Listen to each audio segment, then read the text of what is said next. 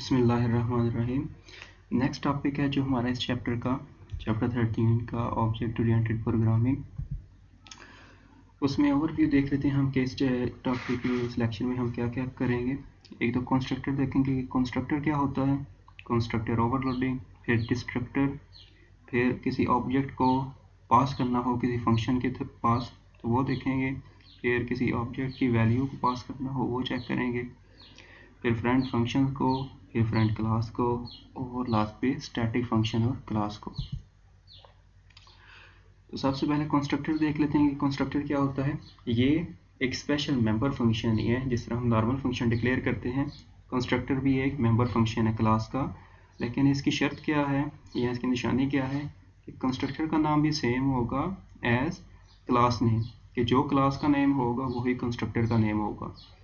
और दूसरी बात है कि ये जैसे ही किसी क्लास का ऑब्जेक्ट हम बनाएंगे, जैसे ही ऑब्जेक्ट क्रिएट किया जाएगा, ये कंस्ट्रक्टर ऑटोमेटिकली एग्जीक्यूट हो जाएगा या रन हो जाएगा। आगे थर्ड पॉइंट है, कंस्ट्रक्टर का प्राइमरी पर्पस क्या है कि जो एलिमेंट होंगे या डाटा मेंबर होंगे क्लास के, उनको वैल्यू इनिशियलाइज अगर हमने करवानी हो तो हम उस क्लास में कंस्ट्रक्टर डिक्लेयर कर लेते हैं। आगे फोर्थ बात है जो वो बहुत इंपॉर्टेंट है कि कंस्ट्रक्टर की कोई रिटर्न टाइप नहीं होती। मतलब जैसे नॉर्मल फंक्शन की रिटर्न टाइप होती है ना, इंटीजर या फ्लॉट या करैक्टर, कंस्ट्रक्टर की कोई रिटर्न टाइप नहीं होगी। और ये आर्गूमेंट एक्सेप्ट कर सकता है अगर आर्गूमेंट आप पास करना चाहें, मतलब कि ब्रैकेट्स के अंदर, जैसे ये एग्जांपल है, ब्रैकेट के अंदर हम आर्गूमेंट पास कर सकते हैं। तो इसका सिंटैक्स क्या है, नेम, नेम कंस्ट्रक्टर का वही होगा जो क्लास का नेम होगा, इसकी रिटर्न टाइप कोई नहीं होगी, वाइड भी नहीं होगी। अगर हम यहाँ पे वाइड लिखेंगे कंस्ट्रक्टर के नाम से पहले तो कंपाइलर हमें एरर दे देगा। तो इसलिए इसका नाम है जो वो क्लास के नाम के साथ मैच करना चाहिए। और यहाँ पे हम अगर आर्गूमेंट देना चाहें तो दे सकते हैं, वरना ना भी दें तो कंस्ट्रक्टर काम करेगा। और यहाँ पे कंस्ट्रक्टर की बॉडी आ जाएगी, जो भी स्टेटमेंट लिखनी होगी, जो भी प्रिंट करवाना होगा वो हम यहाँ पे लिख लेंगे।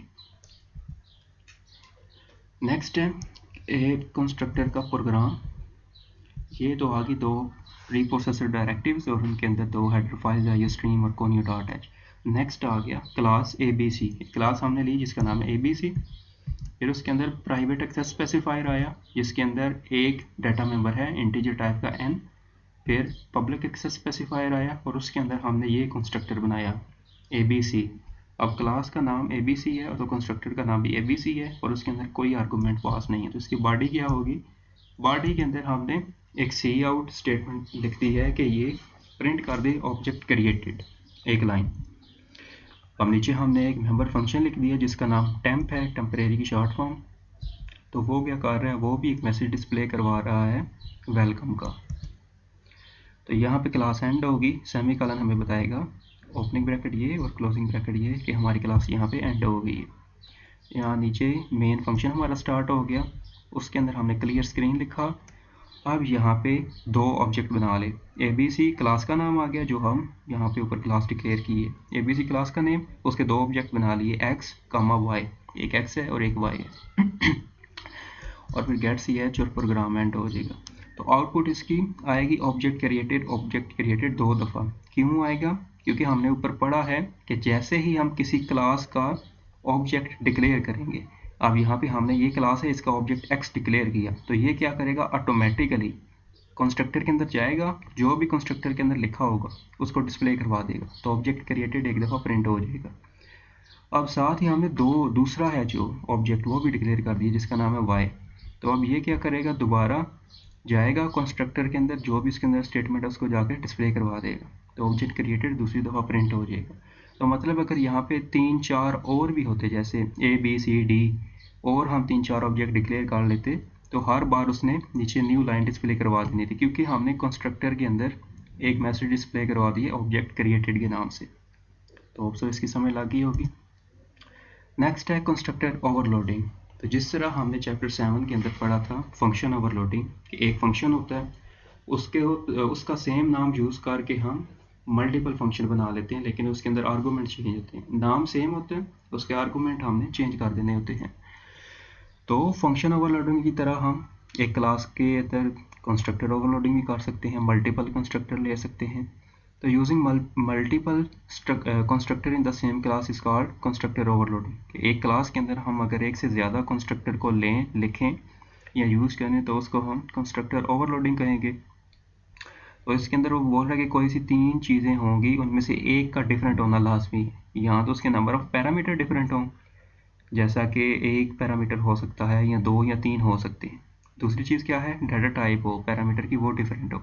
जैसे एक कंस्ट्रक्टर के अंदर आपने 2 इंटीजर टाइप के पैरामीटर ले लिए, तो जो उसके नीचे दूसरा कंस्ट्रक्टर लेंगे उसके अंदर आपने एक फ्लॉट का ले लेना है या एक इंटीजर का या दोनों फ्लॉट के।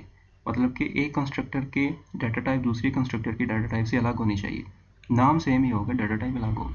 तीसरा है सीक्वेंस ऑफ पैरामीटर, कि सीक्वेंस क्या होगा कि एक के अंदर हो सकता है कि आपका एक पैरामीटर आ रहा हो, दूसरे के अंदर 2 पैरामीटर आ रहे हो, तो तीसरे के अंदर 3 आ रहे हो, तो ये एक सीक्वेंस लेके चलेगा। हो सकता है कि 3 पैरामीटर वाला पहले एग्जीक्यूट हो जाए, 2 वाला बाद में हो और 1 वाला लास्ट पे हो जाए, तो ये सीक्वेंस के ऊपर डिपेंड करेगा। तो इन तीनों चीज़ों में से किसी एक चीज़ का डिफरेंट होना लाजमी है कंस्ट्रक्टर ओवरलोडिंग के अंदर। इसका प्रोग्राम हम चेक करते हैं। हेडर फाइल से आगे क्लास का नाम है सम और इसके अंदर प्राइवेट एक्सेस स्पेसिफायर और एक इंटीजर टाइप का डाटा मेंबर n।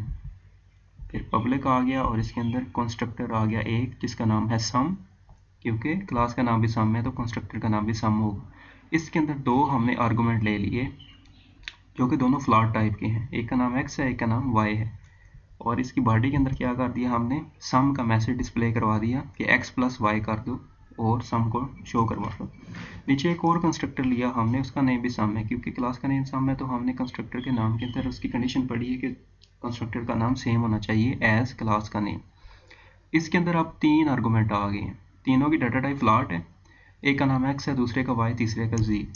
इसकी बॉडी के अंदर क्या आ जाएगा, इसके अंदर हमने बता देना है कि तीनों जो वेरिएबल है तीनों आर्गूमेंट को प्लस करो और उनके सम को डिस्प्ले करवा दो, और यहाँ पे क्लास हमारी एंड हो जाएगी, सेमीकोलन से हमें पता चल जाएगा।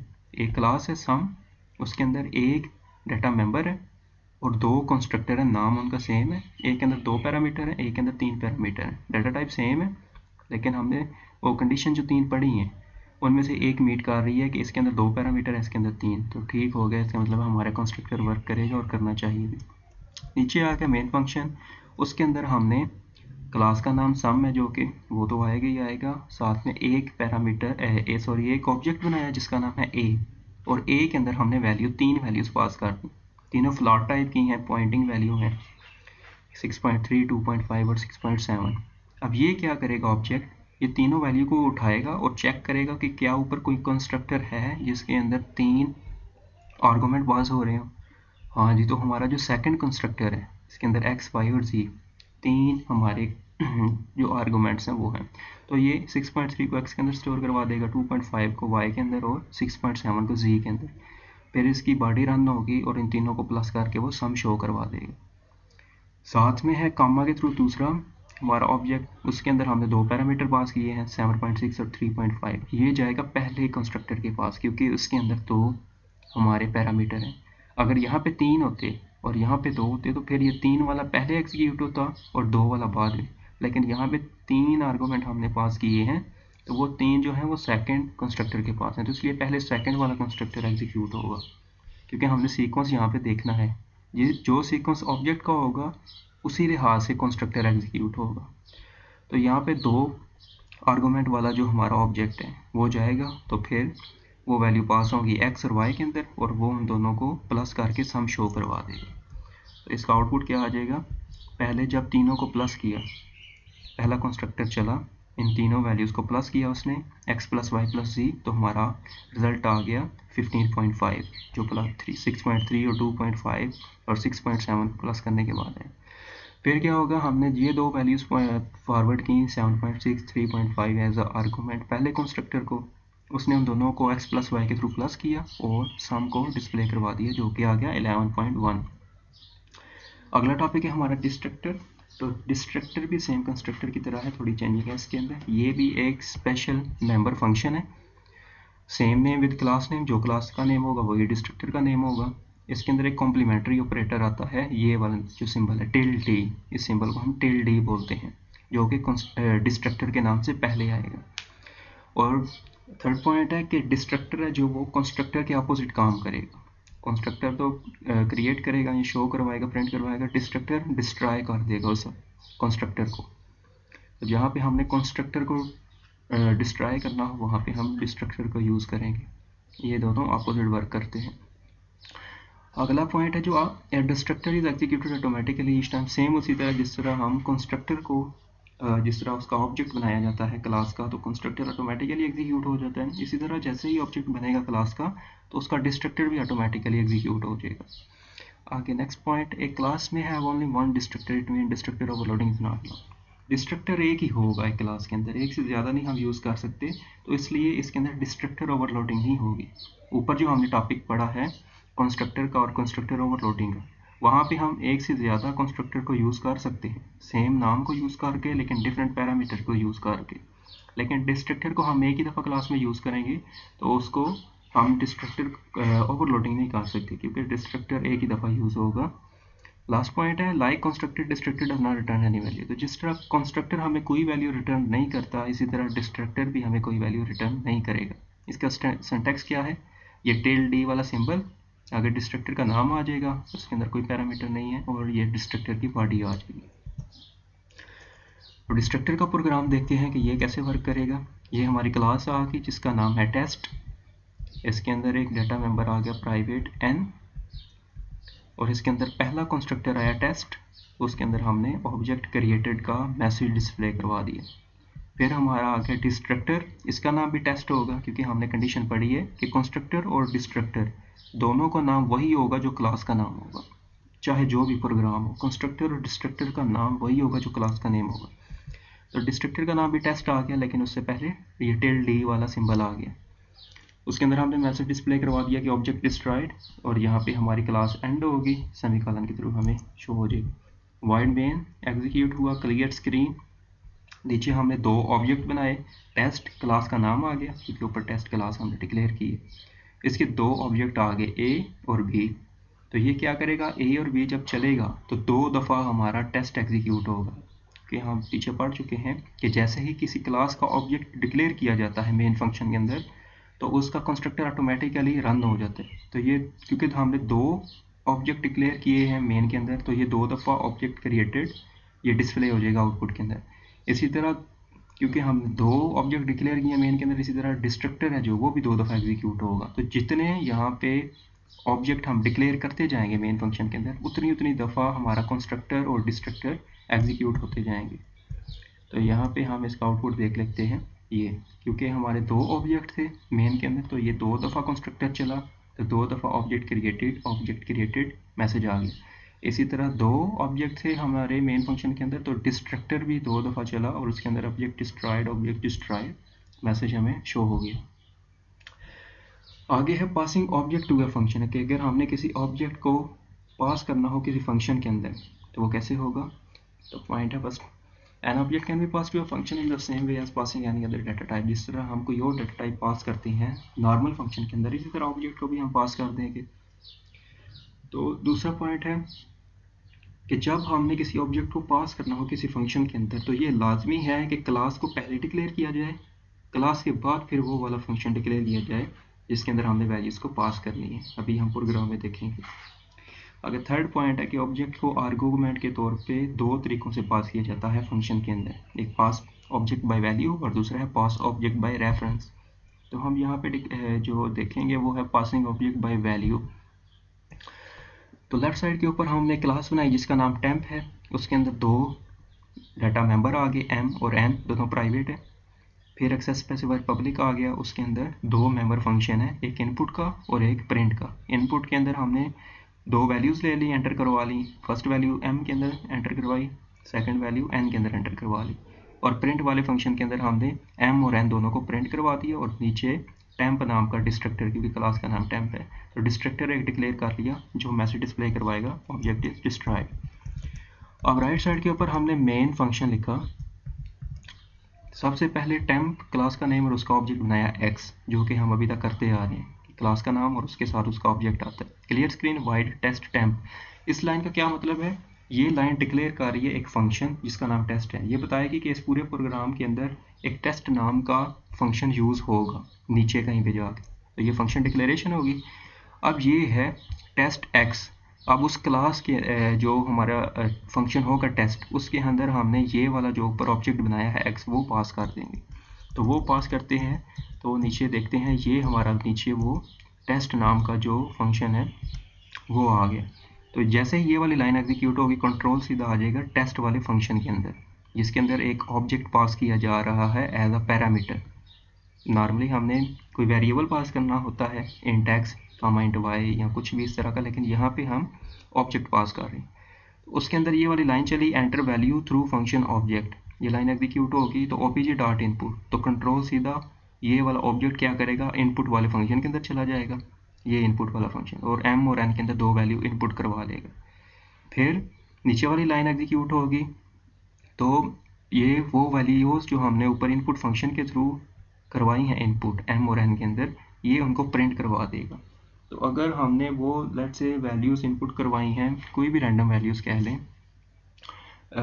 23 कह लें या 40 कह लें, m के अंदर हमने 23 करवा लिया, n के अंदर 40, तो वो वैल्यूज हमने यहाँ पे डिस्प्ले करवा दी, और साथ ही हमारा जो डिस्ट्रक्टर है वो एग्जीक्यूट हुआ तो ऑब्जेक्ट डिस्ट्रॉय होगा।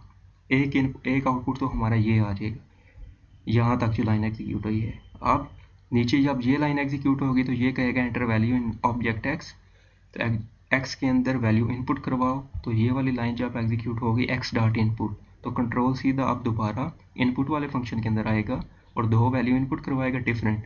अब हम कह लेते हैं कि m के अंदर 10 है और n के अंदर 20 है, इनपुट करवाई, फिर वो वैल्यूज डिस्प्ले भी करवानी है, तो x डॉट प्रिंट है, जो ये ऑब्जेक्ट x है जो उसके थ्रू हमने प्रिंट फंक्शन को एक्सेस किया, और वो वैल्यू जो हमने ऊपर इनपुट फंक्शन के थ्रू इनपुट करवाई थी, अब वही हमने m और n की वैल्यूज़ को प्रिंट करवा दिया गेट ch। तो इसका हमने आउटपुट देखना है कि आउटपुट क्या आ जाएगा। तो पहली दफ़ा प्रोग्राम चला तो जो पहली दफ़ा उसने फंक्शन को एक्सेस किया, टेस्ट फंक्शन को, तो उसने दो वैल्यू इनपुट करवाई m और n के अंदर 25, 63, फिर उन दोनों वैल्यू को डिस्प्ले करवा दिया, और फिर उसका ऑब्जेक्ट डिस्ट्रॉय हो गया, क्योंकि उसका ऑब्जेक्ट हमने क्लास के अंदर डिक्लेयर किया था। तो जैसे ही हमारा ऑब्जेक्ट डिक्लेयर हो तो डिस्ट्रक्टर ऑटोमेटिकली एग्जीक्यूट हो जाएगा, ये हम पीछे पढ़ रहे हैं। फिर जब दूसरी दफ़ा ये वाला पार्ट टेस्ट के नीचे वाला यहाँ तक हो गया, तो पहला हमारा आउटपुट आ जाएगा, ये वाला फंक्शन एग्जीक्यूट होने के बाद टेस्ट वाला, तो यहाँ तक हमारा पहला आउटपुट आ जाएगा, जो कि हम ये नीचे देख चुके हैं आउटपुट के अंदर, ये 25, 63 और ऑब्जेक्ट इज डिस्ट्रॉयड, यहाँ तक ये प्रिंट हो जाएगा। अब नीचे जैसे ही ये वाली लाइन एग्जीक्यूट होगी कि enter value into object x, और ये एक्स डॉट इनपुट के थ्रू वैल्यू लेगा, वैल्यू फिर उनको प्रिंट करवा देगा, तो सेकंड हमारा आउटपुट आ जाएगा, जो कि हमने दूसरी दफ़ा 45 और 89 इनपुट करवाया था m और n के अंदर, फिर उन्हीं को हमने डिस्प्ले करवा दिया, फिर ऑब्जेक्ट उनका भी डिस्ट्रॉय हो गया। तो मेन सारा काम है जो वो ये है कि ऑब्जेक्ट x है जो उसको हमने पास किया टेस्ट फंक्शन के अंदर, और टेस्ट फंक्शन के अंदर जो जाके नया ऑब्जेक्ट बन गया OB, तो OB के थ्रू हमने इनपुट और आउटपुट को यहाँ प्रिंट को एक्सेस किया और उनकी वैल्यूज़ को डिस्प्ले करवाया। ये असल टॉपिक था ये। उसके बाद है फ्रेंड फंक्शन। फ्रेंड फंक्शन क्या होता है, ये इंपॉर्टेंट है, डेफिनेशन से और प्रोग्राम भी आता है इसका। ये private and protected member of any class can not be access, ये हम पीछे पढ़ रहे हैं कि जो प्राइवेट और प्रोटेक्टेड डाटा मेंबर और मेंबर फंक्शन होते हैं उनको हम क्लास के अंदर क्लास से बाहर एक्सेस नहीं कर सकते, लेकिन कभी कभार हमें ज़रूरत पड़ रही है इनको एक्सेस करने के लिए, तो उसके लिए हमें एक फ्रेंड फंक्शन डिक्लेयर करना पड़ता है। तो दूसरा पॉइंट है कि फ्रेंड फंक्शन है ये जो नॉन मेंबर फंक्शन होता है क्लास का, मतलब कि ये क्लास का मेंबर तो नहीं होता, लेकिन इसके थ्रू हम क्लास के प्राइवेट और प्रोटेक्टेड मेंबर को एक्सेस कर सकते हैं क्लास के बाहर। इसका ये फ़ायदा होता है कि क्लास के जो प्राइवेट डाटा मेंबर्स होते हैं उनको हम एक्सेस कर सकते हैं। तो इसको डिक्लेयर करने के लिए कीवर्ड फ्रेंड को यूज़ होता है फंक्शन के नाम से पहले, और जब हम इस फंक्शन को डिफ़ाइन करते हैं क्लास से बाहर, तो इसके लिए कोई स्कोप रेजोल्यूशन ऑपरेटर यूज़ नहीं किया जाता। नॉर्मली क्या होता है कि जब हमने क्लास के बाहर कोई फंक्शन डिक्लेयर करना होता है तो उसके लिए ये स्कोप रेजोल्यूशन ऑपरेटर, ये जो 4 डॉट्स हैं, इनको लाजमी साथ लिखना पड़ता है। लेकिन जब हम फ्रेंड फंक्शन डिक्लेयर कर रहे हो तो फिर हमें स्कोप रेजोल्यूशन ऑपरेटर की ज़रूरत नहीं पड़ती। तो नीचे इसका प्रोग्राम देखते हैं हम, ये इसका प्रोग्राम है, हेडर फाइल से आगे हमारी क्लास है ABC, इसके अंदर ये है friend wide XY ABC and intent, और ये फ्रेंड फंक्शन की डिक्लेरेशन है, ये बताएगा कि इस पूरे प्रोग्राम के अंदर XY है जो ये इसका नाम है सेंटर में, XY नाम का एक फंक्शन यूज़ होगा इस पूरे प्रोग्राम के अंदर। और वो फंक्शन फ्रेंड होगा क्योंकि कीवर्ड बताएगा हमें फ्रेंड। वाइड इसकी रिटर्न टाइप है कि कोई रिटर्न नहीं करेगा, और इसके अंदर 3 पैरामीटर है, एक ABC एंड यहाँ पे तो ऑब्जेक्ट पास होगा क्योंकि ABC आ गया और ABC क्लास का नाम है, तो जहाँ पे क्लास का नाम हो वहाँ पे ऑब्जेक्ट पास किया जाता है, और 2 इंटीजर टाइप के और पैरामीटर आ जाएंगे। फिर नीचे प्राइवेट 2 हमने ले लिए डाटा मेंबर A और B, और एक मेंबर फंक्शन ले लिया प्रिंट का, और उसके अंदर हमने A और B को प्रिंट करवा देना। तो इनके अंदर वैसे वैल्यू कैसे पास होंगी, मेन फंक्शन के अंदर आए, क्लास ABC का एक ऑब्जेक्ट बनाया, और फिर हमने उस फंक्शन को कॉल कर लिया XY को। फ्रेंड फंक्शन है जो हमारा XY, उसके अंदर हमने 3 पैरामीटर पास किए, एक तो ऑब्जेक्ट पास कर दिया, दूसरा हमने 3 को पास किया, और तीसरे नंबर पे 5 को। तो ये लाइन एग्जीक्यूट होने के बाद कंट्रोल सीधा चला जाएगा फ्रेंड फंक्शन के अंदर, XY उसका नाम है, तो इसके अंदर एक तो हमारा आ गया यहाँ पे ऑब्जेक्ट C, ये न्यू बनेगा ऑब्जेक्ट। फिर इंट x के अंदर जो हमारी 3 वैल्यू है ये x के अंदर आ जाएगी, और 5 वैल्यू y के अंदर आ जाएगी। जब ये फ्रेंड फंक्शन एग्जीक्यूट होगा इसकी बॉडी के अंदर C.A, तो C हमारा क्योंकि ऑब्जेक्ट है तो C.A क्या करेगा, ये जाएगा और इस क्लास का जो पहला डाटा मेंबर है A उसको एक्सेस करेगा।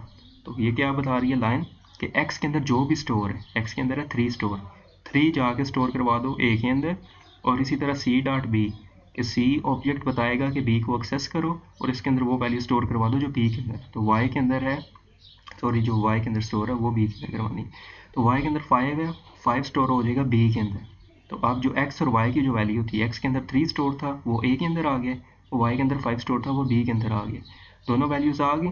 तो नीचे जैसे ही ये वैल्यूज इसके अंदर स्टोर हो जाएंगी तो कंट्रोल दोबारा यहाँ पे आएगा, तो ऑब्जेक्ट डॉट प्रिंट, ये वाला ऑब्जेक्ट कॉल करेगा जो प्रिंट फंक्शन है उसको।